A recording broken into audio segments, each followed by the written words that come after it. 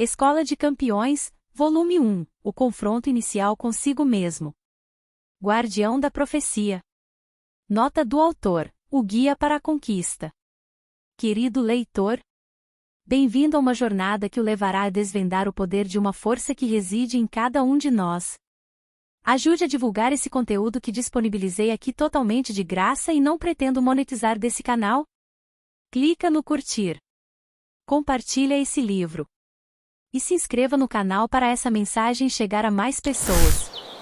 Agradeço por isso.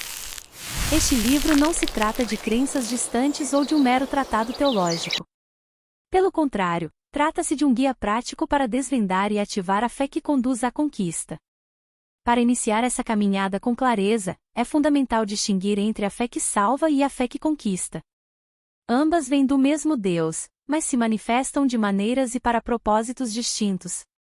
A fé que nos conduz à salvação é um dom divino.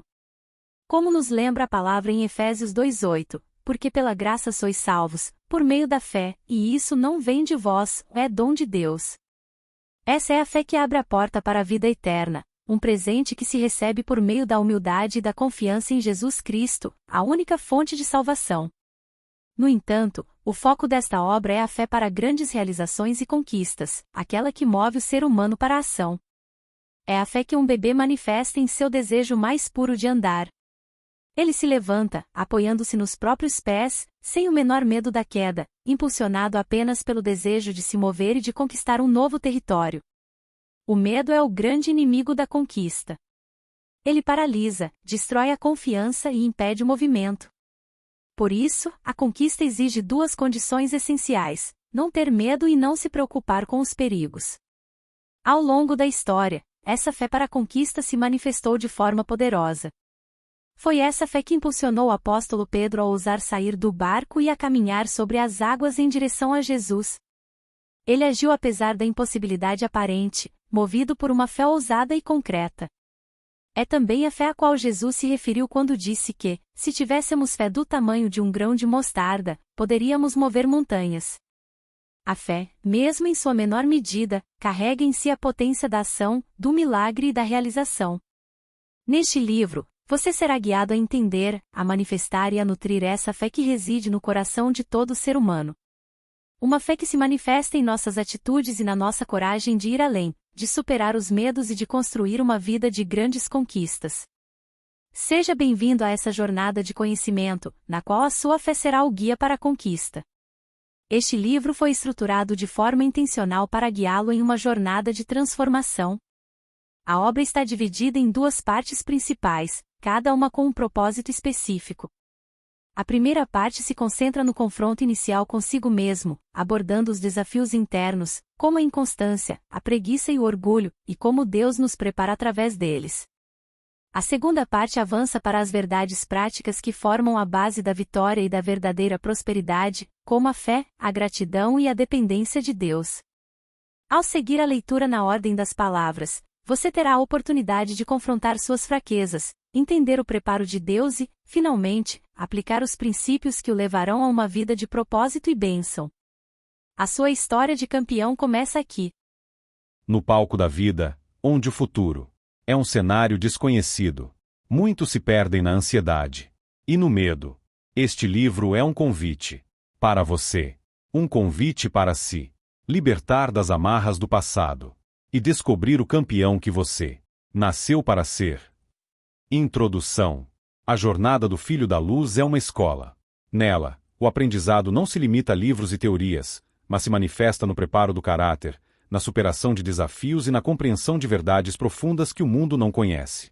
Este livro é um guia para essa jornada, um convite a trilhar um caminho de verdadeira prosperidade, que vai muito além de riquezas e sucesso terreno. Ao longo destas páginas, exploraremos as virtudes essenciais para o campeão de Deus, desde a constância que vence a inércia, até a paciência que floresce no deserto. Entenderemos que o nosso valor não é definido por nossas conquistas, mas por aquele que nos escolheu antes da fundação do mundo. E, acima de tudo, descobriremos que a nossa força e autoridade vem de uma dependência total de Deus, a única fonte de poder para os que nasceram para a glória. Que esta jornada seja de aprendizado e transformação. Primeira parte: o confronto interior. Você foi chamado para ser mais do que um sobrevivente. Você foi chamado para ser um campeão de Deus. Este livro é o seu guia. Nele, você aprenderá a trilhar um caminho de vitórias, a forjar o seu caráter no deserto e a lutar com a autoridade que somente o nome de Jesus te dá. Esta é a sua formação. Que a jornada de aprendizado e transformação comece. Palavra 1. A inconstância e o coração dividido. A jornada de um campeão de Deus é uma batalha, e um dos primeiros e maiores inimigos a serem vencidos é a inconstância. A Bíblia nos mostra que a inconstância é a falta de solidez na crença e no propósito, um estado de alma que impede a verdadeira vitória. O apóstolo Tiago, em sua carta, nos oferece a imagem mais vívida e direta sobre o assunto, descrevendo a pessoa inconstante como um homem de ânimo dobre. O termo grego original para ânimo dobre é dipsychos, que significa literalmente duas almas ou mente dividida. Esse é o retrato de um coração que tenta servir a Deus e ao mundo ao mesmo tempo. Em vez de ser movido por uma única e inabalável convicção, o inconstante é influenciado por medos, opiniões alheias e pelas circunstâncias da vida. A sua fé é fragmentada, e o seu coração, um campo de batalha. A inconstância se manifesta na pessoa que começa, mas não termina o que se propõe a fazer.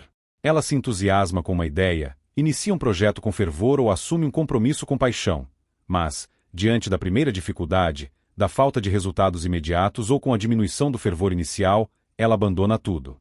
O filho da luz inconstante tem um coração dividido, incapaz de se firmar naquilo que Deus o chamou para ser e fazer. Ele vive numa montanha-russa emocional e espiritual, o que é um risco para quem busca a estabilidade da luz. A inconstância é comparada a uma onda do mar, que é levada pelo vento e lançada de uma para outra parte. Essa metáfora poderosa ilustra a falta de controle e de direção. A vida de um filho da luz que age com inconstância é marcada por altos e baixos, por decisões que mudam com a direção do vento e por uma fé que se fortalece e enfraquece conforme as circunstâncias. Ele não tem um fundamento sólido, e a sua falta de firmeza o impede de se agarrar nas promessas de Deus. A consequência de uma mente dividida é clara: não pense tal homem que receberá do Senhor coisa alguma. A Bíblia nos dá exemplos de inconstância, como o povo de Israel, que no deserto, por diversas vezes, alternou entre a fé e a murmuração. Eles foram abençoados com o maná, mas duvidaram do poder de Deus para lhes dar água. Foram libertos da escravidão do Egito com milagres, mas tiveram medo de entrar na terra prometida. A inconstância impediu que aquela geração desfrutasse plenamente das promessas divinas. Para o campeão de Deus, a vitória começa com a decisão de ter um coração indiviso. É a escolha diária de ter a sua mente firmada em Cristo, a sua rocha, para que as ondas do mundo não o arrastem. É um compromisso com a perseverança que lhe permite completar a jornada, independentemente das tempestades. Palavra 2. A preguiça e o fruto da procrastinação. A preguiça, para o filho da luz, não é apenas um defeito de caráter, é um obstáculo espiritual que impede a realização da missão. A Bíblia, especialmente o livro de Provérbios, a trata como uma atitude que tem sérias consequências, contrastando-a de forma clara com o homem diligente e trabalhador. O preguiçoso não é apenas passivo, ele é o mestre da procrastinação, que encontra desculpas para não agir. O que distingue a preguiça da inconstância é que o preguiçoso nem sequer começa. Enquanto o inconstante se entusiasma e desiste, o preguiçoso adia as tarefas, encontra desculpas para não agir e prefere o conforto da inércia.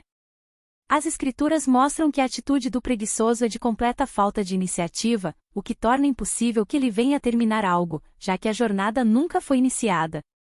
Um exemplo clássico e assustador é o que vemos em Provérbios 6, 9-11. Ó preguiçoso, até quando ficarás deitado? Quando te levantarás do teu sono?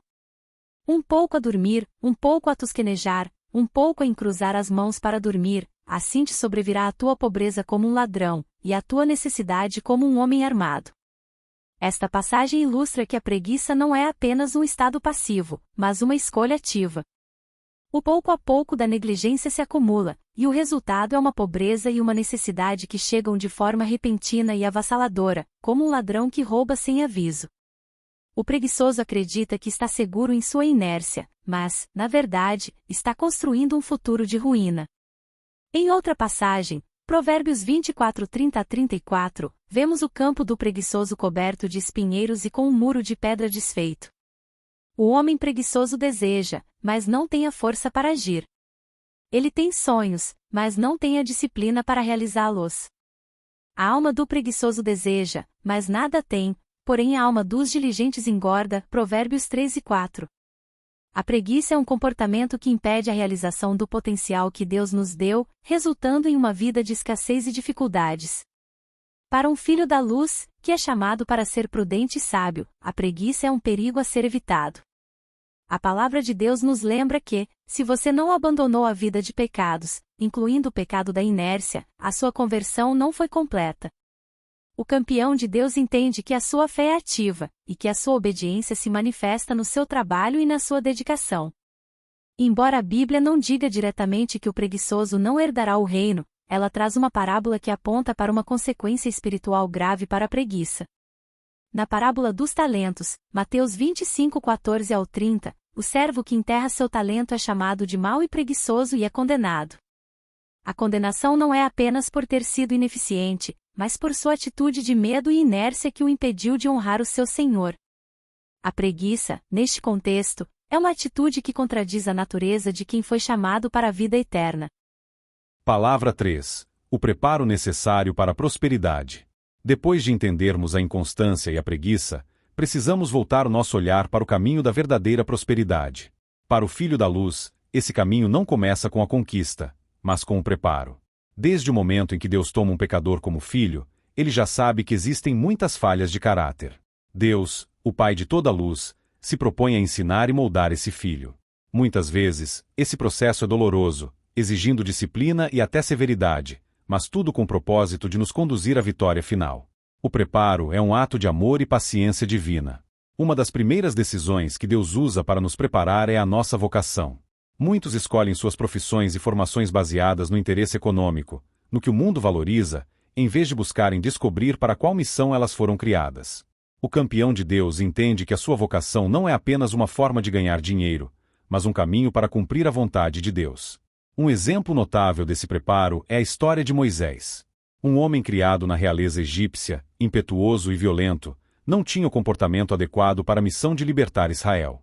A sua natureza humana, cheia de falhas, ficou evidente quando, num ato de fúria, ele assassinou um soldado egípcio. Deus, em sua infinita sabedoria, não o puniu com a morte, mas o submeteu a um preparo de 40 anos no deserto. Moisés, o príncipe do Egito, se tornou um pastor de ovelhas. Ali, ele aprendeu a paciência, a mansidão e a dependência total de Deus, qualidades que seriam essenciais para liderar um povo teimoso e rebelde.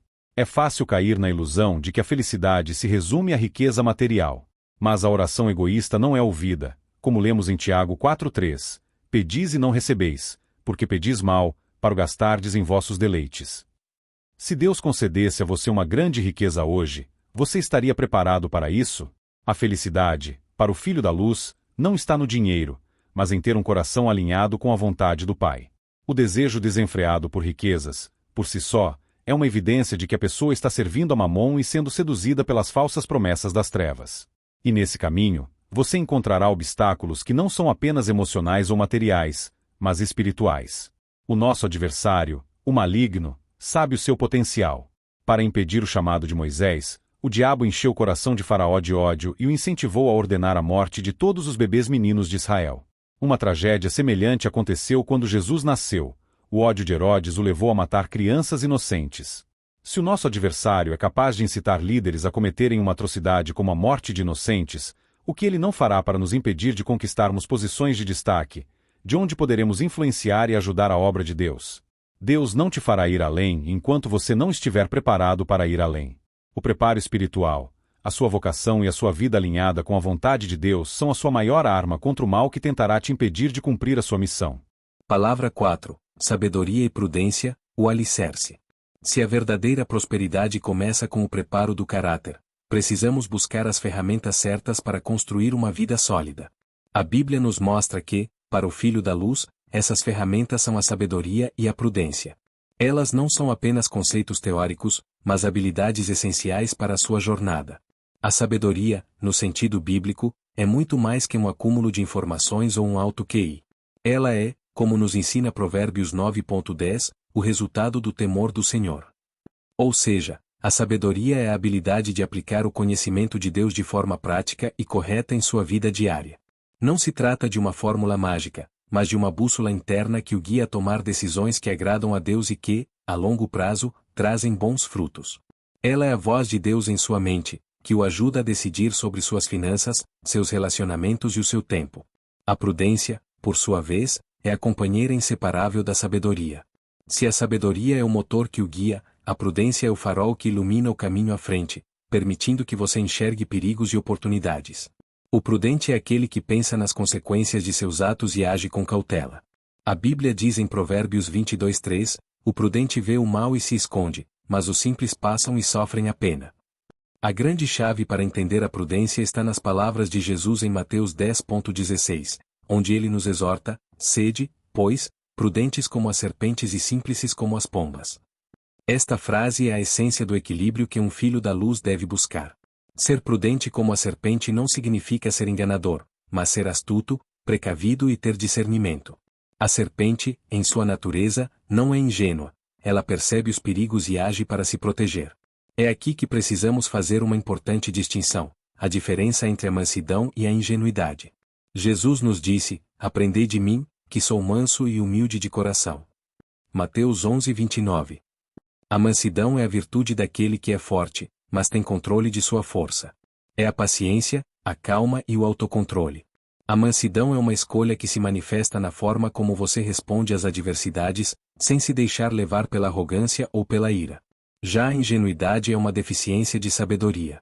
O ingênuo é aquele que, por falta de discernimento, confia em todas as pessoas e acredita em todas as promessas, sem questionar. Ele é a vítima ideal para os aproveitadores que existem em nosso mundo. O ingênuo confunde a confiança em Deus com a falta de prudência diante dos homens. Ele abre as portas de sua vida, de seus negócios e de sua família para aqueles que podem se aproveitar de sua simplicidade. Uma das consequências mais dolorosas da ingenuidade é que a pessoa, ao sofrer constantemente com decepções e traições, pode endurecer o seu coração. A ingenuidade, quando se transforma em mágoa, gera um futuro coração duro e incapaz de demonstrar caridade e amor. Em vez de aprender a ser prudente, a pessoa se torna cínica e fechada, trocando a mansidão pela dureza. O alerta dos filhos das trevas. A Bíblia nos traz um alerta sério para nossa jornada. Em Lucas 16:8, Jesus menciona que os filhos deste mundo são mais prudentes na sua geração do que os filhos da luz. Essa passagem não é um elogio ao mundo, mas um choque de realidade para nós. Ela nos mostra que muitas vezes o ímpio, em sua busca por riquezas e poder, é mais disciplinado, mais diligente e mais estratégico do que um filho da luz em sua busca por Deus. Eles são astutos para a malícia, enquanto nós somos chamados a ser astutos para a bondade. Essa prudência dos filhos das trevas deve nos servir de alerta para que não sejamos negligentes em nossa própria missão. As consequências da imprudência. A imprudência não é um traço inofensivo, ela tem consequências graves e destrutivas. Na sua vida financeira, a imprudência o leva a assumir dívidas desnecessárias, a fazer investimentos sem sabedoria e a não se planejar para o futuro, resultando em escassez e pobreza. Nos seus relacionamentos, a imprudência faz com que você confie em pessoas erradas, compartilhe seus sonhos com invejosos e se envolva em situações que podem trazer dor e traição. Na sua vida espiritual, a imprudência o deixa vulnerável aos ataques do maligno, pois você não enxerga as armadilhas que ele lança em seu caminho. A verdadeira prosperidade, então, não é ter muito dinheiro, mas ter a sabedoria para usar o que se tem e a prudência para proteger o que se construiu. Ela é o resultado de uma vida vivida sob a luz da sabedoria e da prudência, que vem de um coração que teme a Deus e que sabe a diferença entre ser manso e ser ingênuo. Palavra 5. A garra dos filhos da luz. Se a sabedoria e a prudência são o alicerce da verdadeira prosperidade, a garra e a constância são a força de trabalho que ergue a construção. Não basta ter um bom projeto, sabedoria. É preciso ter a determinação para executá-lo, mesmo quando as dificuldades surgem. Sem garra, a sabedoria é apenas um plano no papel e o propósito, um sonho esquecido. O que é a garra para um campeão de Deus? Ela é a perseverança que vem de um propósito divino. É o oposto da inércia e da inconstância. É a capacidade de lutar, de ser diligente e de não desistir diante dos obstáculos. Ela se manifesta de duas maneiras. Constância. É a firmeza de propósito. O filho da luz com constância não é como a onda do mar de que falamos antes. Ele tem uma direção clara e permanece nela, não sendo movido pelas circunstâncias ou pela opinião alheia. A sua constância é uma escolha diária de manter o foco no que realmente importa, que é a sua missão. Garra é o ímpeto para agir. É a força interior que o faz superar a preguiça e ir além, mesmo quando o cansaço, o desânimo e a oposição batem à porta. A garra é a determinação que diz: não vou desistir, pois a minha força não vem de mim, mas de Deus. É o que nos lembra Gálatas 6:9, e não nos cansemos de fazer o bem, pois a seu tempo ceifaremos, se não desfalecermos. O exemplo de Neemias, o homem da garra. A história de Neemias é um dos maiores exemplos de garra e constância na Bíblia. Ele teve a sabedoria de orar e planejar, mas o que fez a diferença foi sua determinação inabalável para executar a obra. Com o coração partido ao saber que os muros de Jerusalém estavam destruídos, ele deixou uma vida de conforto na corte do rei para liderar um projeto que parecia impossível. Neemias enfrentou uma oposição cruel. Seus inimigos zombaram dele, chamando seu trabalho de fraco. Eles tentaram intimidá-lo e o ameaçaram de violência. Mas Neemias não parou a obra. Ele organizou os trabalhadores para que cada um segurasse uma ferramenta em uma mão e uma arma na outra, mostrando que o campeão de Deus sabe que, para edificar, é preciso estar pronto para lutar. A maior prova da sua garra foi quando a oposição veio disfarçada. Os inimigos de Neemias tentaram enganá-lo, chamando-o para uma reunião de paz que era, na verdade, uma armadilha. Neemias, com a prudência de uma serpente, resistiu a essas armadilhas, pois sabia que elas tentavam de todas as formas te impedir e destruí-lo. Ele não se desviou da obra para ouvir as vozes da mediocridade, pois ele sabia que a sua missão era mais importante. A garra de Neemias foi uma escolha de fé, uma recusa em desistir, mesmo diante de todas as adversidades. A vida de Neemias nos ensina que a garra e a constância são essenciais para que a sabedoria se transforme em realidade. O preguiçoso nem começa a jornada. O inconstante começa, mas para no meio do caminho. O filho da luz que manifesta garra e constância não apenas começa, mas enfrenta a oposição, supera o cansaço e, por fim, termina a obra que lhe foi confiada. Palavra 6. A paciência do deserto e o propósito do tempo de Deus. A paciência não é passividade, mas a atitude de um coração que, na espera, confia no tempo de Deus. O tempo entre a promessa e o seu cumprimento é o deserto. Para o campeão de Deus, o deserto não é um lugar vazio ou um castigo, mas uma escola de formação de caráter, onde a fé é purificada e a dependência de Deus é aprofundada. O deserto não é apenas um lugar físico, mas o período de provação e preparo que Deus usa para moldar o caráter de seus filhos. É o tempo em que as circunstâncias parecem contradizer a promessa, e tudo o que resta é a sua fé. No deserto, Deus remove as distrações e nos ensina que a nossa força é insuficiente, e que a nossa dependência total deve estar nele. A Bíblia nos dá exemplos poderosos de paciência no deserto. A história de José é um dos mais comoventes. Ele recebeu de Deus a promessa de que seria um líder, mas, em vez de assumir um trono, ele foi jogado em um poço, vendido como escravo e, por fim, preso injustamente. José passou anos em humilhação, mas em nenhum momento ele se tornou amargo ou desistiu de sua fé. Sua paciência não era passiva, ela era ativa, servindo com excelência onde Deus o colocou. Foi essa paciência, essa fidelidade no deserto, que o preparou para governar o Egito e salvar seu próprio povo. A história de Davi é outra prova de que o deserto é essencial.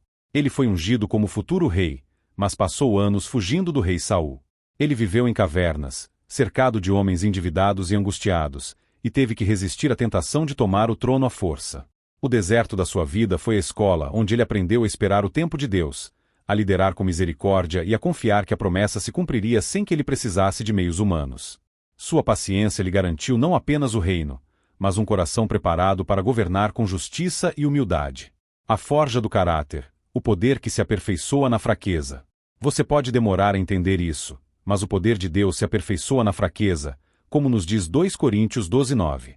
O deserto é exatamente o lugar onde isso acontece. É na provação que nos tornamos mais fortes, e é no fogo que o nosso caráter é forjado. Pense no processo de forjar uma espada. Ela precisa ser submetida a um calor intenso e a golpes duros para que o metal se torne mais firme, mais duro e melhor. É assim que o campeão de Deus é forjado. As lutas, As provações e os períodos de espera são fogo que Deus usa para remover as impurezas do nosso caráter e nos tornar mais resistentes. O campeão de Deus entende que o deserto é uma escola, não uma prisão.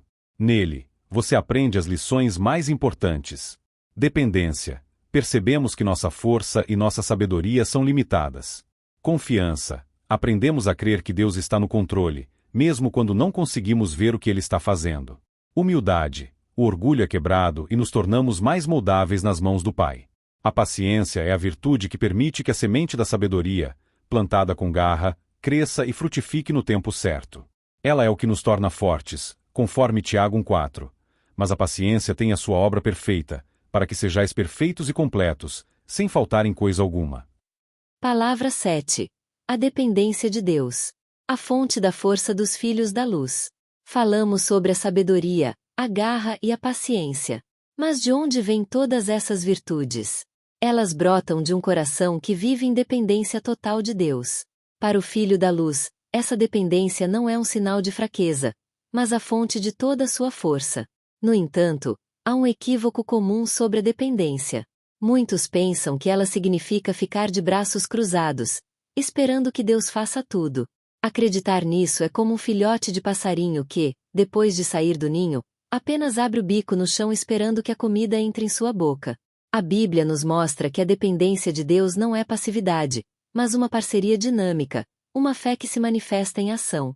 O campeão de Deus entende que a força e a provisão vêm do Pai, mas ele é chamado para agir, para voar e para buscar.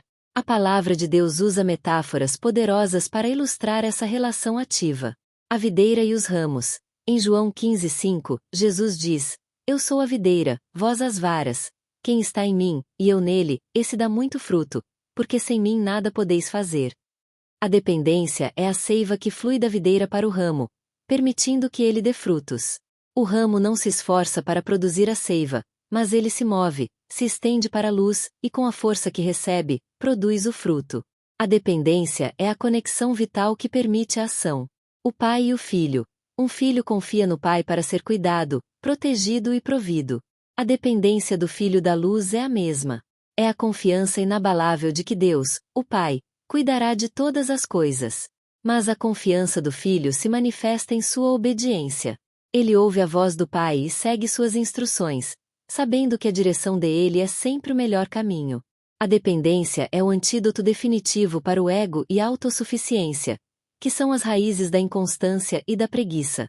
Ela é essencial porque nossa natureza é falha. O profeta Jeremias nos lembra que enganoso é o coração, mais do que todas as coisas, e perverso. Jeremias 17:9. Confiar em nós mesmos é confiar em um guia imperfeito. Deus é soberano e onisciente. Ele conhece o fim desde o princípio e sabe o que é melhor para nós. Depender dele é submeter-se a um plano perfeito e infalível. Jesus é o nosso maior exemplo. Jesus, sendo o próprio Deus, viveu em total dependência do Pai. Ele disse: O Filho nada pode fazer de si mesmo, senão somente aquilo que vir o Pai fazer. João 5,19. Se o Filho dependia do Pai, quanto mais nós, os seus filhos. A força de um filho da luz não está no quanto ele pode fazer sozinho, mas na sua capacidade de se submeter a Deus e permitir que ele faça através dele. Essa é a verdadeira essência da fé e a chave para uma vida de propósito, paz e prosperidade. Palavra 8. A ação da fé, o fim da passividade. Muitos buscam a mudança, mas poucos estão dispostos a encarar a verdade. A mais importante lição para um campeão de Deus é que qualquer mudança positiva em sua vida só acontecerá depois que enxergarmos o que está em falta. Não adianta apenas desejar, lamentar ou declarar. A realidade da nossa jornada exige atitude, e não apenas palavras. Não se iluda. Não adianta usar o nome de Jesus para declarar qualquer mudança se a sua atitude não for alinhada com a sua ação.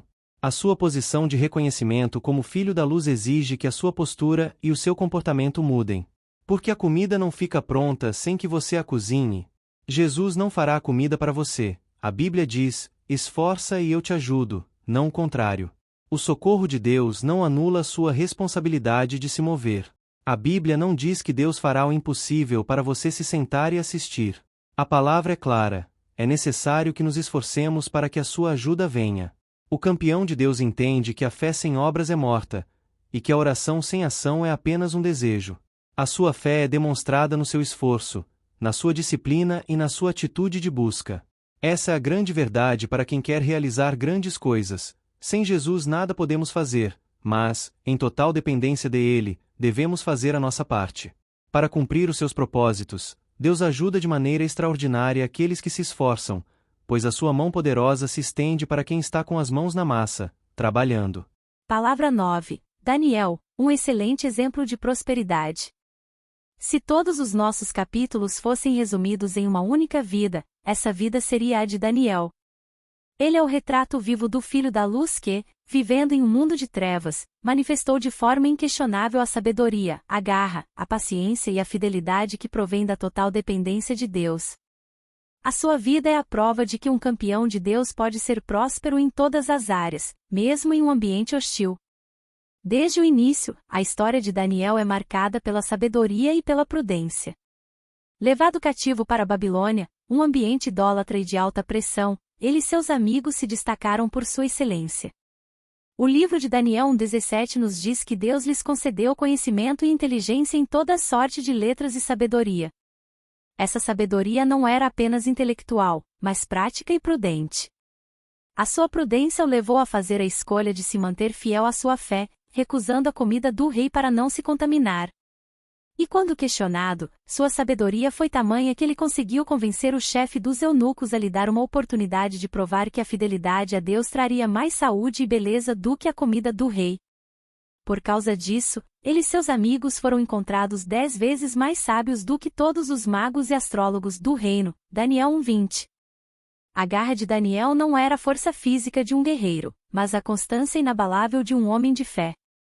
Mesmo diante de uma lei que proibia a oração a qualquer outro deus que não fosse o rei, Daniel não hesitou. Ele continuou a orar 3 vezes ao dia, de joelhos, com as janelas abertas para Jerusalém. Essa garra para manter seu hábito e sua fé, mesmo sob a ameaça de morte, é um dos maiores exemplos de perseverança que se pode ter. Ele preferiu ser jogado na cova dos leões a abrir mão de sua devoção, pois sua prioridade era o rei do universo, não um rei mortal. A vida de Daniel foi um longo deserto de provações e espera. Ele viu seu povo ser levado para o cativeiro, viveu a queda de impérios e serviu a reis que não temiam a Deus. Ele passou décadas longe de sua terra natal, mas nunca perdeu a paciência. Sua esperança não estava nas circunstâncias, mas nas promessas de Deus para o seu povo, que ele estudava e orava constantemente. A sua paciência o manteve fiel e íntegro durante toda a sua longa vida, e o preparou para receber revelações profundas sobre o futuro. Daniel foi fiel no pouco. Sua fidelidade em manter sua pureza e sua oração, mesmo em um ambiente hostil, fez com que Deus o exaltasse sobre muito. Ele se tornou um dos 3 presidentes do império. Mas essa exaltação trouxe a inveja dos seus colegas, que o odiavam por sua excelência.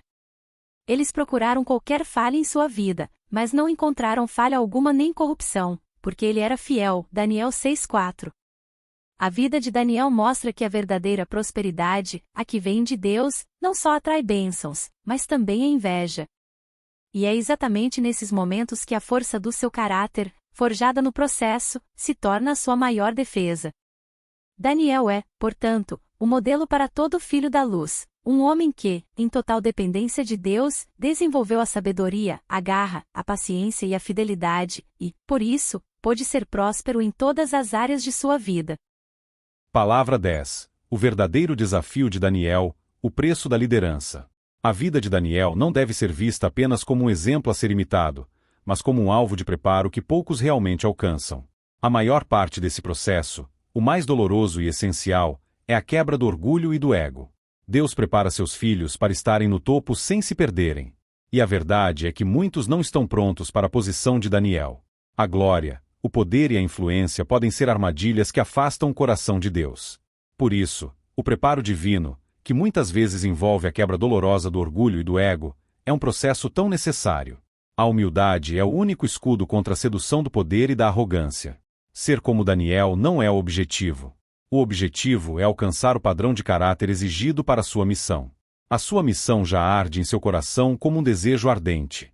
Deus te chamará para ela, e quando Ele te chamar, o seu foco deve ser apenas um: faça e faça o melhor. Conforme Eclesiastes 9:10, tudo o que te vier à mão para fazer, faze-o conforme as tuas forças. A glória não está no tamanho da missão, mas na fidelidade com que você a executa. No fim do dia, o seu salário será igual ao daquele que esteve no topo, conforme a parábola da vinha em Mateus 20. O que importa é a fidelidade no processo, não a notoriedade da posição. O que importa é a quebra do orgulho que te leva a servir, não o ego que te leva a dominar. Palavra 11. O seu valor inegociável. Existe uma verdade que, se for plenamente compreendida e vivida, tem o poder de transformar todas as áreas de sua vida. É a certeza que o liberta do medo, do orgulho, da inveja e da insegurança. Você precisa entender por que Cristo tomou o seu lugar. Deus, em sua perfeição, não podia tolerar o pecado. O pecado era uma dívida que você não podia pagar. Mas Cristo pagou essa dívida por você, tomando seu lugar na cruz e assumindo o castigo que era seu. A Bíblia nos diz em 2 Coríntios 5:21, aquele que não conheceu o pecado, o fez pecado por nós, para que, nele, fossemos feitos justiça de Deus. Por causa desse ato de amor e de justiça, quando Deus agora olha para você, ele enxerga Jesus. Ele não vê mais o seu pecado, porque o sangue de Jesus te purificou de todo ele. E é por isso que, hoje, se temos algum valor, é porque Jesus se tornou o nosso substituto. Você assumiu uma posição de filho adotivo, de justiça e de coerdeiro do reino de Deus. O segredo do Evangelho. Cristo em vocês. O apóstolo Paulo nos revela um segredo que estava oculto por gerações, mas que agora foi manifestado aos santos. Ele escreve em Colossenses 1:27, a quem Deus quis fazer conhecer quais sejam as riquezas da glória deste mistério entre os gentios, que é Cristo em vós, esperança da glória. A sua identidade como filho da luz não é algo que você conquistou, mas uma realidade que se manifestou em sua vida. A presença de Cristo em você cumpre a promessa de uma nova criação. Conforme 2 Coríntios 5:17. Assim que, se alguém está em Cristo, nova criatura é. As coisas velhas já passaram, eis que tudo se fez novo. Você não é mais o mesmo. A Bíblia também nos ensina que todo aquele que é nascido de Deus não peça. Mas o que de Deus é gerado conserva-se a si mesmo, e o maligno não toca. 1 João 5:18. A sua nova natureza, nascida de Deus, não tem o desejo de pecar. No entanto, se em algum momento você falhar, você tem um advogado junto ao Pai, Jesus Cristo, o justo. 1 João 2:1. E não se esqueça, Deus corrige e açoita o filho a quem ama. Hebreus 12:6. A sua disciplina é o maior sinal do seu amor e do seu cuidado por você, para que você não se perca. O conhecimento de seu valor incondicional, que vem de uma escolha eterna, Efésios 1:4, é o que te dá a força para resistir à inveja e ao orgulho, pois a sua aprovação não vem de aplausos humanos. Contra a inveja. Quando a inveja dos outros tenta te derrubar, você não se abala, pois sabe que a sua aprovação não vem de aplausos humanos. Você sabe que a mediocridade do outro não define a sua vida. Contra o orgulho. Quando Deus te eleva a uma posição de destaque, você não se perde, pois entende que sua grandeza não vem de seu próprio mérito, mas da graça e do amor de Deus. A humildade não é um sinal de fraqueza, mas a maior evidência de que você entende o verdadeiro valor da salvação. O seu valor não se mede por quem você era, mas por quem você é em Cristo. A certeza de que você é amado, valioso e pertence a Deus é o alicerce que te sustenta em cada etapa da jornada. É a única verdade que te faz verdadeiramente livre para viver em prosperidade, sem ser escravo da opinião dos outros. Palavra 12. A sua autoridade, o poder do nome de Jesus. A autoridade do Filho da Luz não se baseia em seu cargo, em sua reputação ou em seu poder pessoal. Ela está enraizada em uma verdade muito mais profunda: a presença de Cristo em você. Em um mundo onde a autoridade é frequentemente questionada e desafiada, você precisa saber de onde vem a sua força e como usá-la. E se, em algum momento, alguém questionar a sua autoridade, ou o maligno vier te enfrentar, lembre-se, não dê ouvidos. A autoridade que está em você não é sua, ela é o nome de Jesus. A fonte da sua autoridade não está em sua habilidade, mas em sua identidade. Ela está enraizada na presença de Cristo em você. Como está escrito, o mistério da nossa fé, que esteve oculto por gerações, é Cristo em vós, esperança da glória. Colossenses 1:27. Quando o maligno tenta te atacar com medo, mentiras ou acusações, ele não está enfrentando você, mas a Cristo que vive em você. Sua autoridade é um reflexo do Senhor que o habita. Diante de pessoas que questionam a sua autoridade, a sua resposta não deve ser a arrogância, mas a humildade e a confiança inabalável. Você não precisa se justificar, dar longas explicações ou se submeter à opinião deles, pois a sua autoridade não é para ser validada por homens. Ela é um poder que Deus lhe deu para sua missão. Quando seu valor inegociável é questionado, você não precisa se defender, pois a sua defesa já está no seu coração. Você pertence a Cristo. O perigo de usar um nome que não lhe pertence. A Bíblia nos dá o alerta mais claro sobre o perigo de usar a autoridade de Jesus sem ter um compromisso real com ele. Em Atos 19, vemos a história de 2 jovens, os 7 filhos de Seva, que tentaram expulsar um demônio usando uma fórmula: "Eu vos conjuro por Jesus, a quem Paulo prega." A resposta do demônio foi assustadora e direta: "Conheço Jesus, e bem sei quem é Paulo. Mas vós, quem sois?" Em seguida, o espírito maligno os dominou e os feriu. A autoridade do nome de Jesus terá efeito quando pronunciada pela boca de quem tem compromisso com ele. Não basta saber quem Jesus é preciso que ele saiba quem você é. A fé não é apenas uma crença teórica, mas um relacionamento de vida que nos dá o direito de usar o nome de Jesus. É preciso saber o que se está fazendo para não usar o nome do Senhor em vão. Jesus disse que estes sinais seguirão aos que crerem e que em seu nome fariam proezas incríveis. Se a pessoa estiver em pecado, não ouse querer usar o nome do Senhor Jesus para nada. Lembre-se desta verdade: aquilo que você não consegue abandonar, escraviza você.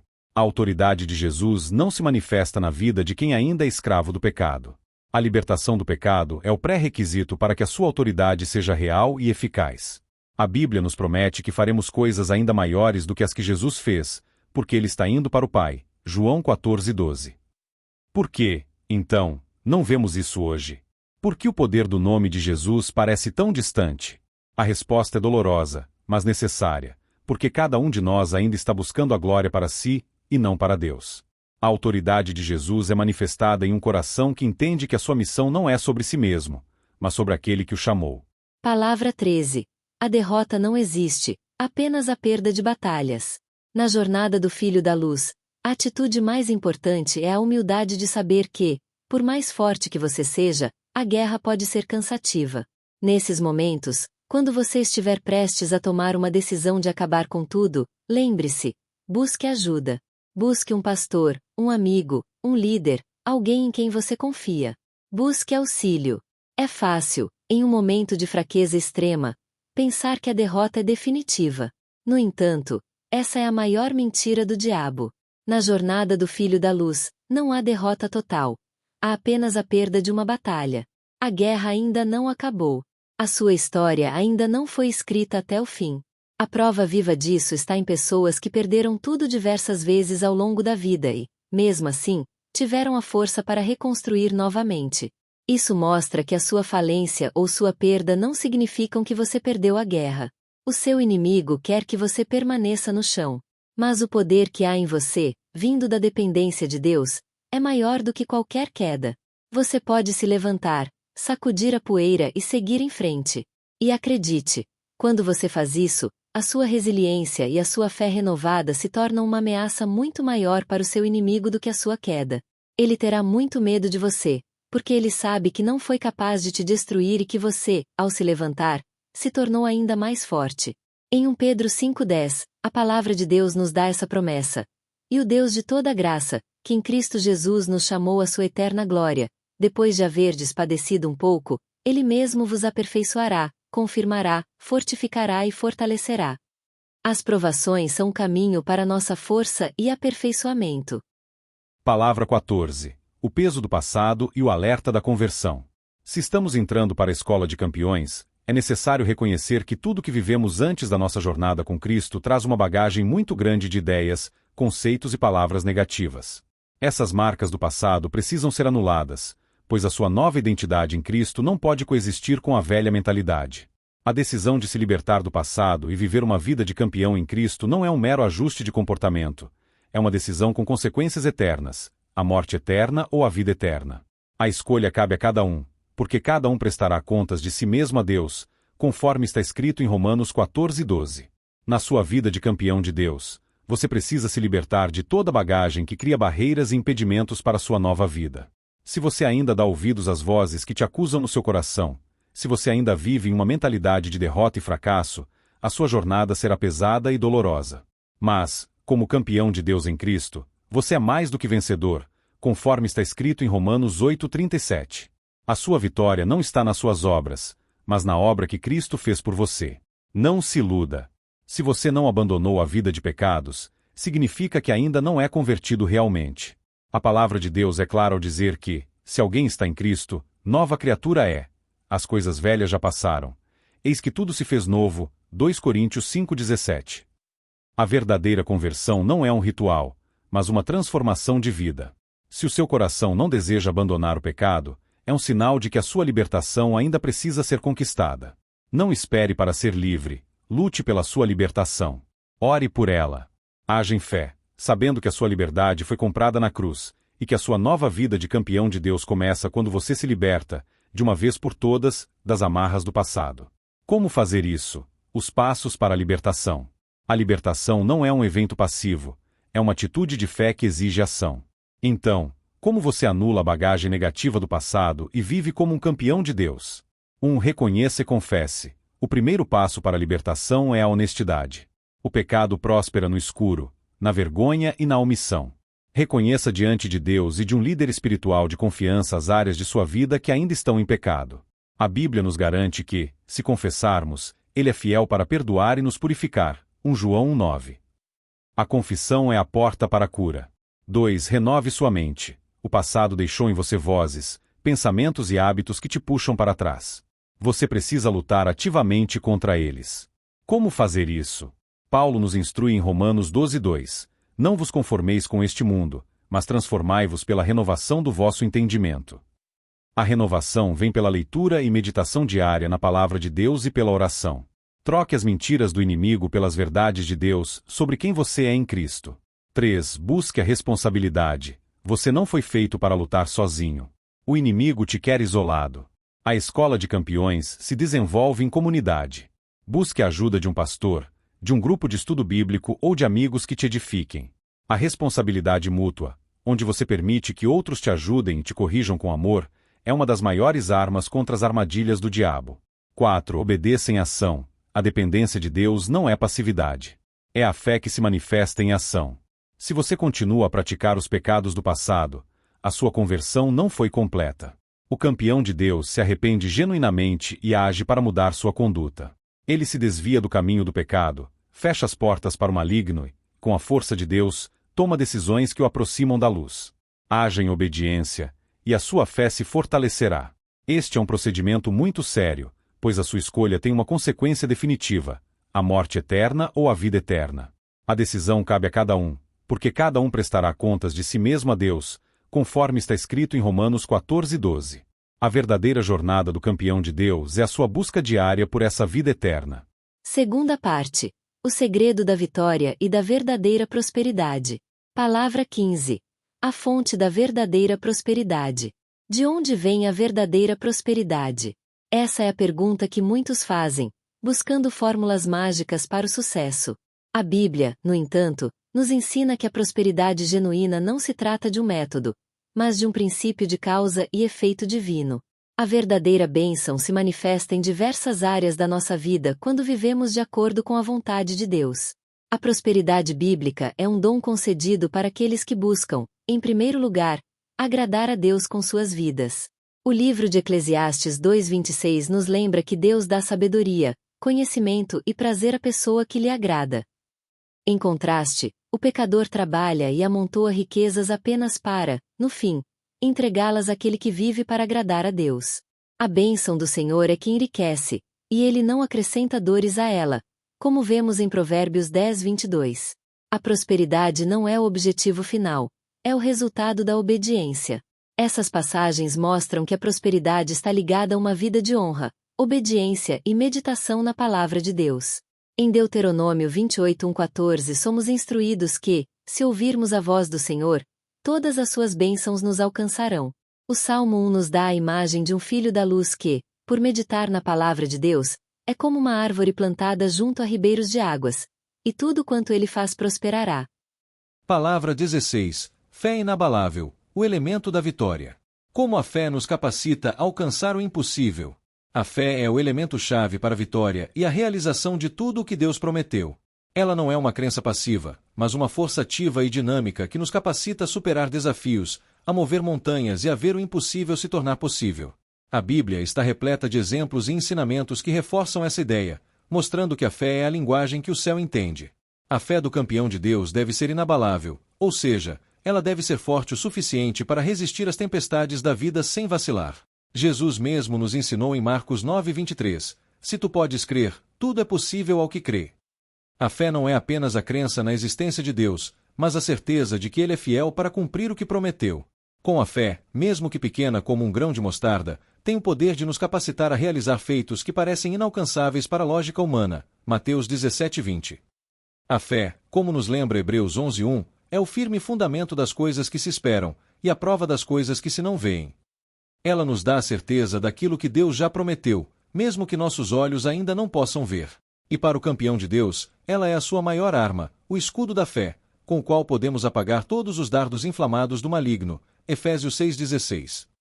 A fé é a vitória que vence o mundo. 1 João 5:4. Palavra 17. O perigo da dúvida e da inconstância. Por que a dúvida é tão destrutiva para a nossa jornada? A dúvida, na perspectiva bíblica, é um obstáculo à fé, capaz de impedir o recebimento das promessas de Deus. Ela é vista como algo que abala a confiança e pode paralisar a ação do Filho da Luz, tornando-o inconstante. Em Tiago 1,6,8, lemos a imagem mais vívida: peça porém, com fé, em nada duvidando, pois o que duvida é semelhante à onda do mar. Uma fé que duvida é como uma onda, jogada para lá e para cá, sem direção e sem estabilidade. A pessoa que age assim não deve esperar receber coisa alguma do Senhor, pois sua falta de firmeza a impede de se agarrar nas promessas de Deus. A dúvida é, em essência, uma inconstância no coração. Quando Pedro caminhou sobre as águas, o milagre só foi interrompido quando ele tirou os olhos de Jesus e se deixou levar pela dúvida. Jesus, então, lhe disse: homem de pouca fé, por que duvidaste? Mateus 14:31. A dúvida nos faz afundar nas dificuldades. A palavra de Deus nos adverte para não termos um perverso coração de incredulidade, em Hebreus 3:12, pois a incredulidade é um pecado que nos afasta de Deus. O campeão de Deus entende que a fé é a sua vitória, e a dúvida, a sua maior ameaça. Palavra 18. O transbordar de uma vida plena. Como podemos ser bênçãos para os outros? O princípio é claro: não podemos dar o que não temos. O Filho da Luz precisa ser preenchido por Deus para, então, transbordar para a vida dos outros. A verdadeira prosperidade não se resume a receber, mas a ser um canal de bênção, a ser uma fonte de vida no deserto do mundo. Em João 7:37-38, Jesus nos promete: quem crê em mim, como diz a Escritura, rios de água viva correrão do seu ventre. A plenitude do Espírito em nós não é para ser contida, ela é para fluir, para irrigar a vida das pessoas ao nosso redor e para dar vida onde a secura. Nós, como campeões de Deus, somos vasos de barro que carregam um tesouro, o poder de Deus. 2 Coríntios 4:7. A nossa generosidade e a nossa capacidade de abençoar os outros têm origem na nossa própria experiência com Deus, no dom que recebemos e que somos chamados a administrar com fidelidade. 1 Pedro 4:10. A generosidade é, portanto, uma consequência natural de um coração grato e transbordante. Palavra 19. O antídoto bíblico para o estresse e a ansiedade. As preocupações e o estresse são inimigos da alma. Eles nos roubam a paz e nos paralisam, impedindo-nos de viver em vitória. Para o campeão de Deus, o estresse e a ansiedade não são apenas sentimentos, mas a manifestação de uma falta de confiança na providência de Deus. Eles são a antítese da fé inabalável. Mas a Bíblia nos oferece um antídoto poderoso contra eles: a total confiança na providência de Deus. Jesus nos ensinou em Mateus 6:25-27 a não andarmos ansiosos pela nossa vida, pois a nossa preocupação não pode nos acrescentar sequer um dia. A ansiedade é inútil e nos rouba o presente, além de ser um sinal de que não estamos confiando plenamente no cuidado do Pai. O apóstolo Paulo, em Filipenses 4:6-7, nos dá o caminho prático para a paz. Não andeis ansiosos por coisa alguma. Antes, em tudo, sejam os vossos pedidos conhecidos diante de Deus. E a paz de Deus, que excede todo o entendimento, guardará o vosso coração e a vossa mente. O antídoto não é ignorar o problema, mas levá-lo a Deus em oração, com um coração grato. O campeão de Deus entende que a sua força não está na sua preocupação, mas no seu repouso e na sua confiança em Deus. Isaías 30.15. A única forma de se libertar do estresse é, como nos ensina 1 Pedro 5,7, lançar sobre ele toda a vossa ansiedade, porque ele tem cuidado de vós. Lançar é um ato de fé, um ato de entrega. É confiar que Deus é grande o suficiente para cuidar de suas preocupações. A verdade sobre o sofrimento e a força de pedir ajuda. Um dos grandes erros que as pessoas cometem é achar que, neste mundo, haverá paz e tranquilidade absolutas. Jesus, no entanto, nos deu um alerta claro. No mundo tereis aflições, mas tende bom ânimo, eu venci o mundo. João 16:33. O melhor preparo para ser forte é entender que não será fácil e não esperar que nada seja fácil, pois tudo que vem fácil dificilmente vamos dar valor.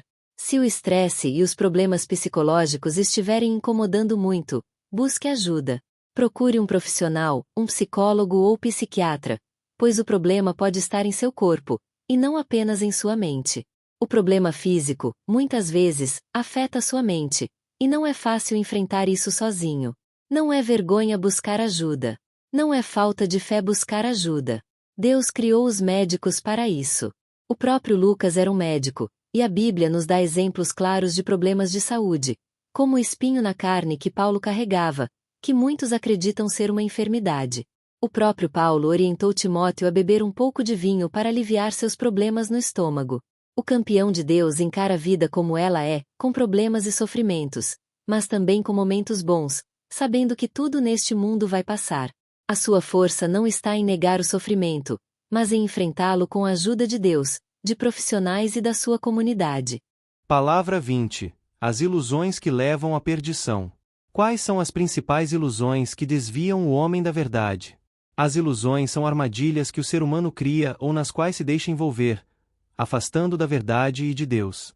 A Bíblia trata essas ilusões como enganos que afetam a mente e o coração, e nos alerta contra elas. Para o campeão de Deus, o discernimento é uma arma essencial, pois o mundo está cheio de falsidades que se disfarçam de verdades. Uma das maiores ilusões é a confiança nas riquezas, que Jesus nos alerta que pode nos impedir de entrar no reino de Deus. Marcos 10:24. A ilusão da riqueza promete segurança e felicidade, mas o que ela realmente traz, sem a bênção de Deus, é vaidade e um coração endurecido. Outra ilusão perigosa é a sabedoria deste mundo, que nos leva a confiar em nosso próprio entendimento, mas que a palavra de Deus chama de loucura. 1 Coríntios 3:18-19. A palavra de Deus também nos adverte sobre os mercenários, aqueles que se aproveitam da fé para seu próprio benefício. O mercenário não se importa com as ovelhas, mas apenas com seu lucro. João 10:12-13. Ele usa de palavras fingidas para fazer de você um negócio. 2 Pedro 2:3. Um líder genuíno é um pastor que cuida do rebanho com amor e que está disposto a dar a vida pelas ovelhas, enquanto o mercenário foge na primeira dificuldade. Para o campeão de Deus, a chave é a vigilância e o discernimento. Devemos examinar os frutos para reconhecer os falsos profetas, Mateus 7:15-16, e buscar a verdade em Cristo para nos libertarmos desses enganos. O engano do pecado endurece o nosso coração, Hebreus 3:13, e a única forma de nos mantermos firmes é com a luz da verdade. Palavra 21. A total confiança no caminho de Deus. Porque devemos entregar nosso destino a Deus, e não ao nosso próprio controle. O grande desafio da fé é abandonar a autossuficiência e a confiança na carne. A palavra de Deus nos ensina que há um caminho que, para o homem, parece ser o certo, mas o fim dele são os caminhos da morte. Provérbios 14:12. Confiar na própria razão é um caminho perigoso e incerto, que pode levar a um destino de ruína. A total confiança no caminho de Deus é a única fonte de paz, segurança e vitória. Em Provérbios 3, 5 e 6, somos instruídos a: confia no Senhor de todo o teu coração, e não te estribes no teu próprio entendimento, ele endireitará as tuas veredas. O campeão de Deus não se guia por sua própria sabedoria, mas entrega seu caminho ao Senhor, confiando que ele fará o melhor. Salmo 37:5. Essa confiança é o que nos protege dos enganos de nossos próprios pensamentos, nos mantendo em paz, porque a nossa mente está firme em Deus. Isaías 26:13-4. A diferença entre o homem que confia em sua própria força e o que confia no Senhor é a mesma entre o amaldiçoado e o abençoado. Jeremias 17:5-8. Aquele que confia em si mesmo é como um arbusto solitário no deserto. Já aquele que confia em Deus é como uma árvore plantada junto a águas, que dá o seu fruto no tempo certo. Palavra 22. A gratidão como segredo da bênção. Qual a chave para manter a bênção de Deus em nossa vida? A gratidão a Deus em todas as circunstâncias é a chave para uma vida de bênçãos duradouras. A ausência de gratidão, por outro lado, leva à futilidade da mente e a um coração endurecido. Romanos 1:21. A ingratidão é o caminho do orgulho, que nos faz acreditar que merecemos o que temos e que a nossa prosperidade é resultado de nossas próprias forças. A palavra de Deus nos ordena: em tudo dai graças, porque está é a vontade de Deus em Cristo Jesus para convosco. 1 Tessalonicenses 5:18. A gratidão é uma atitude de coração que rejeita a ilusão da autossuficiência. O campeão de Deus não se ilude pensando que foi a sua própria força ou a fortaleza de sua mão que lhe adquiriu a riqueza. Ele se lembra de Deus, que é quem lhe dá a força para prosperar. Deuteronômio 8:17-18. A gratidão é o reconhecimento de que toda bênção vem do Pai, e ela mantém a nossa conexão com Ele, que é a fonte de toda prosperidade. É por meio da gratidão que mantemos um coração humilde e preparado para receber cada vez mais das bênçãos de Deus. A gratidão, como nos ensina Filipenses 4:6-7, transforma nossa ansiedade em paz, pois ela nos faz focar não nos problemas, mas nas bênçãos que já recebemos. Palavra 23. A oportunidade de nascer de novo. Se você nunca foi criado por pessoas que sabiam o conhecimento que agora você está tendo acesso através destes livros, saiba que ainda há tempo. Não para mudar o passado, mas para mudar o futuro. É tempo de nascer de novo. E não estou falando de reencarnação. Estou falando de nascer da água e do Espírito de Deus. Quando nascemos neste mundo, não escolhemos nascer. Simplesmente viemos a existir pela vontade do Criador. Nossa fecundação não é obra do acaso. A ciência já comprovou que no óvulo há uma energia que atrai para dentro do óvulo o gameta masculino que o fecunda. É um processo sobrenatural. Não é o mais rápido que fecunda o óvulo. Você não é fruto do acaso. Deus escolheu você para nascer. Quando nascemos neste mundo, nascemos da descendência de Adão. A Bíblia chama Jesus Cristo de segundo Adão.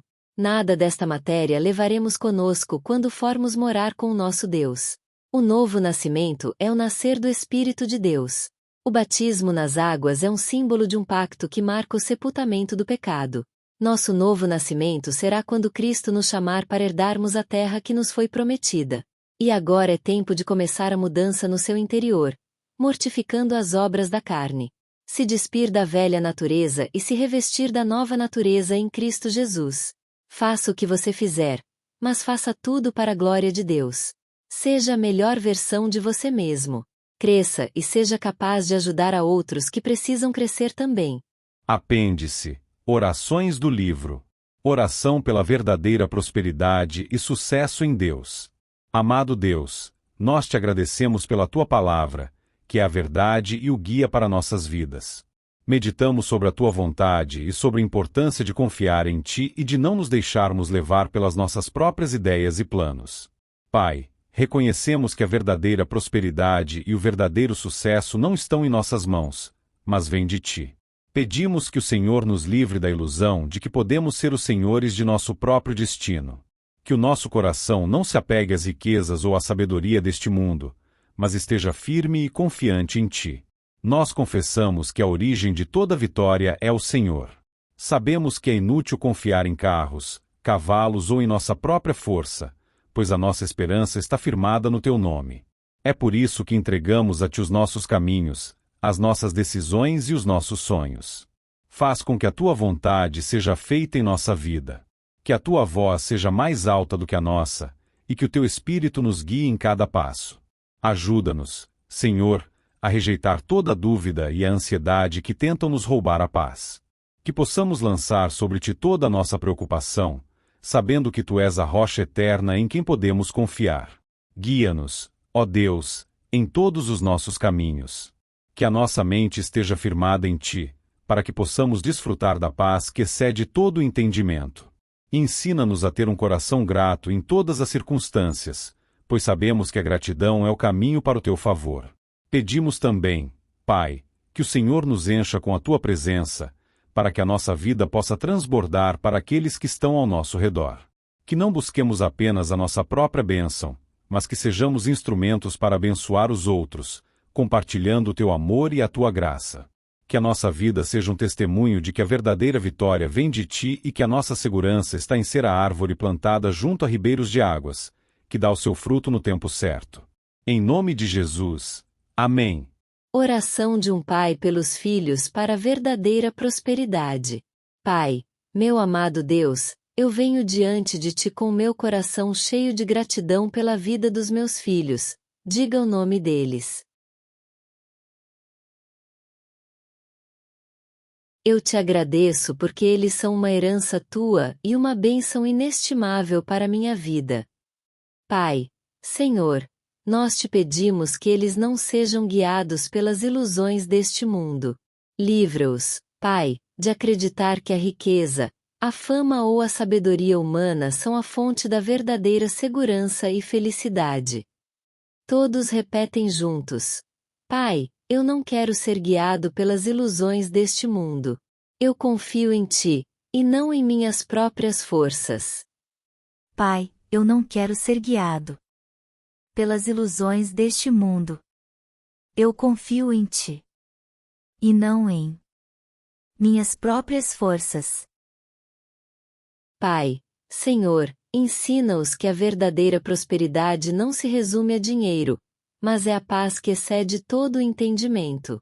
Que eles possam encontrar em Ti a sua rocha eterna e o seu refúgio seguro.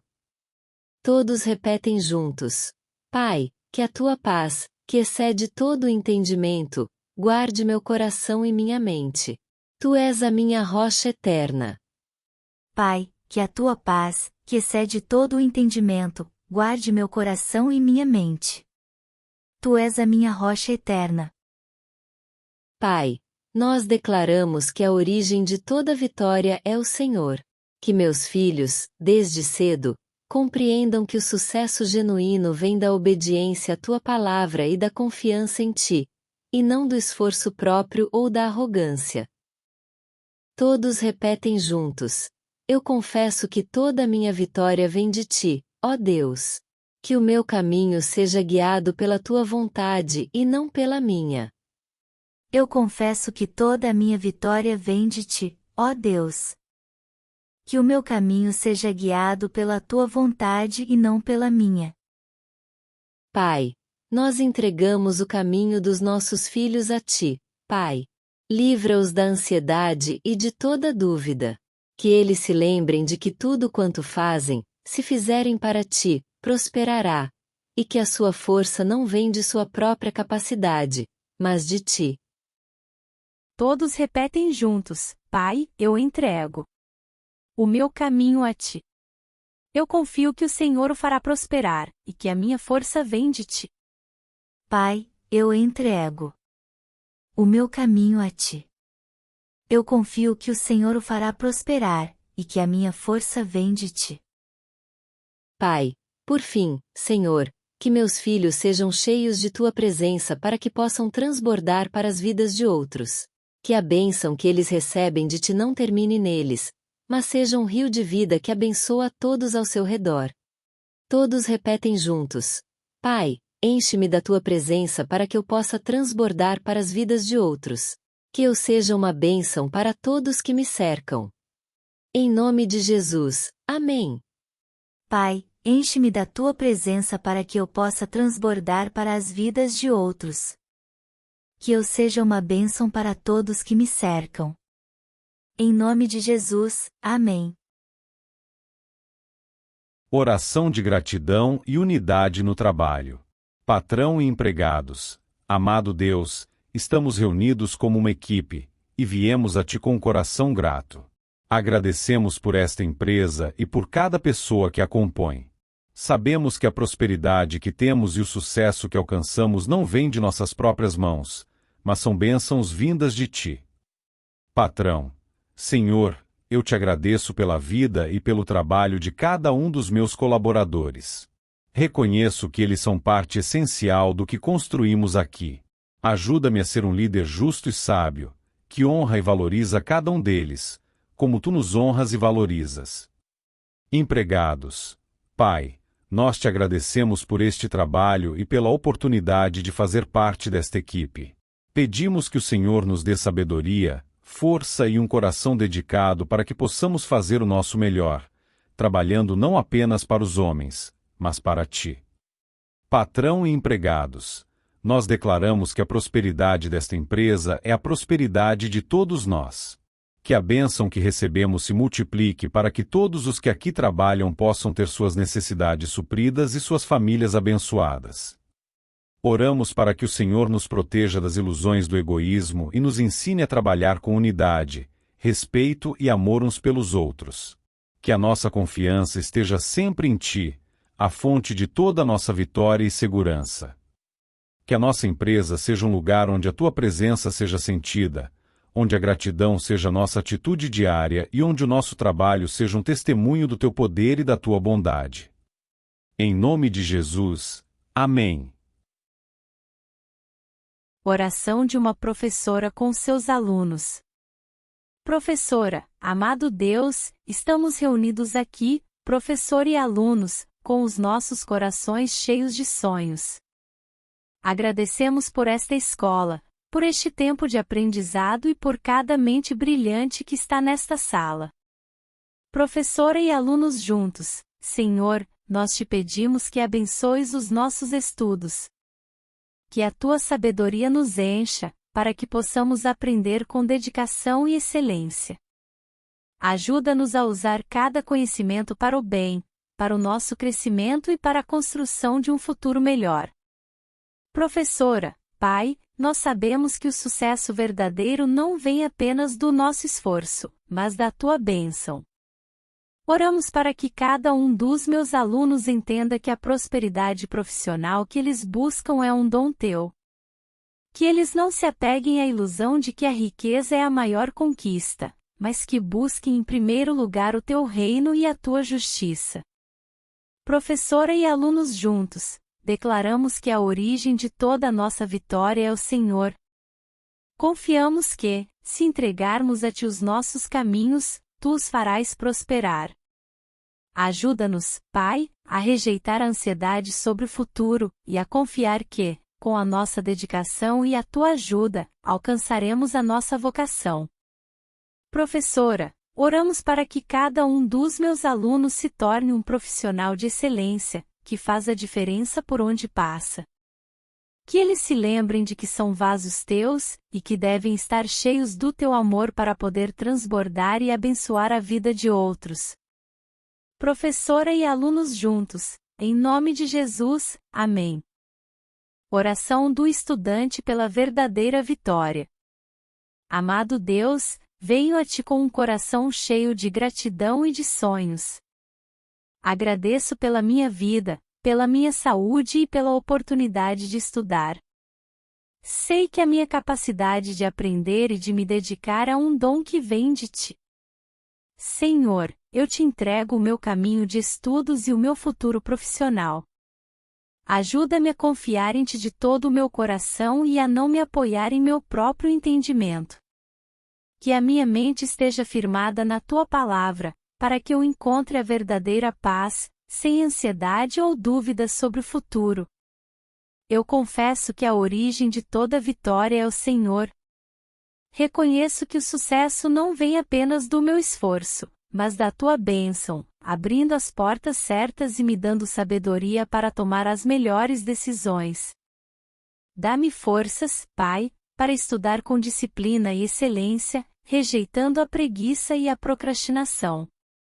Que o meu esforço seja real e sincero. E, enquanto eu me dedico, ajuda-me a mentalizar e a ver as minhas conquistas não como ilusões, mas como a realidade que a minha fé, aliada ao meu trabalho, vai alcançar. Que eu possa ver as tuas promessas se cumprindo em minha vida, como resultado do meu esforço e da tua graça.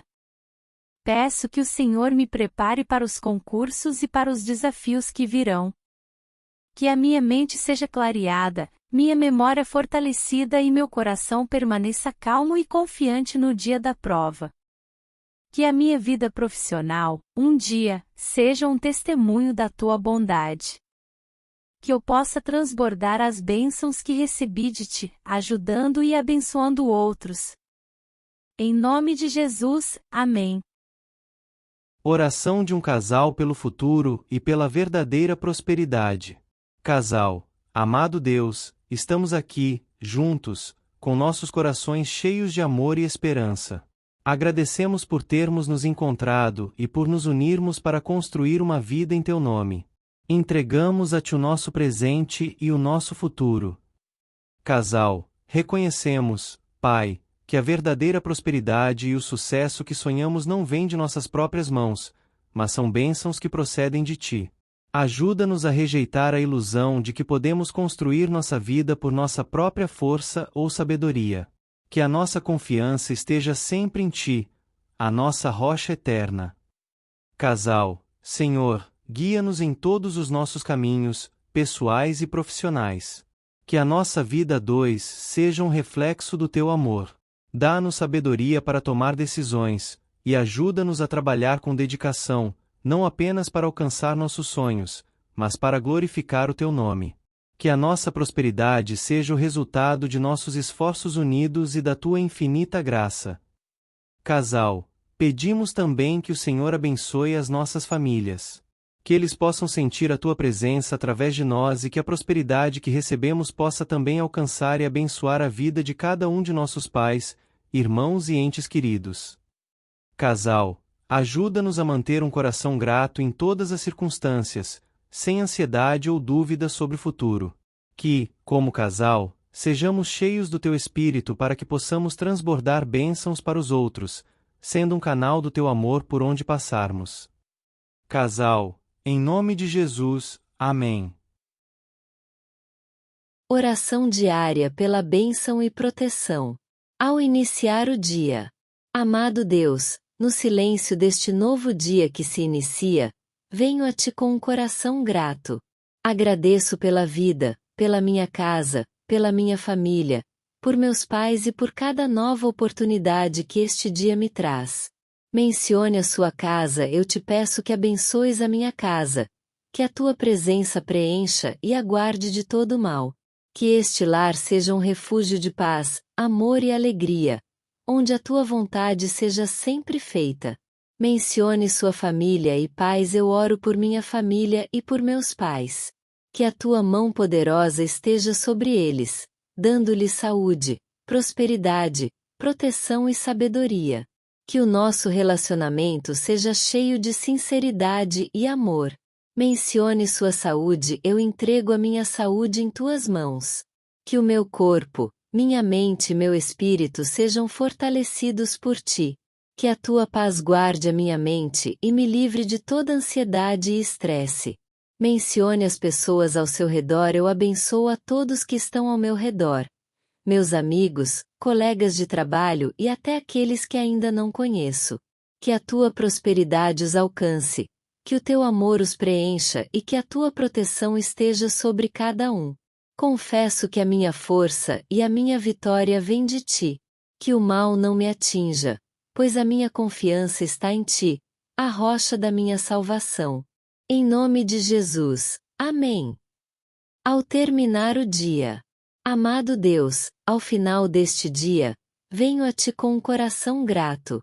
Agradeço por todas as bênçãos que recebi, por cada livramento, por cada vitória, e até mesmo pelos desafios que me fizeram crescer. Mencione sua casa, agradeço pela proteção que o Senhor deu à minha casa. Que ela continue a ser o nosso refúgio de paz durante a noite. Mencione sua família e paz, agradeço pela vida da minha família e de meus pais. Abençoa o sono deles, renova suas forças e protege-os de todo o mal. Mencione sua saúde, agradeço pela minha saúde e por tudo que pude fazer neste dia. Restaura minhas energias e prepara-me para um novo dia cheio de tua graça. Mencione as pessoas ao seu redor. Agradeço por todas as pessoas que o Senhor colocou em meu caminho hoje.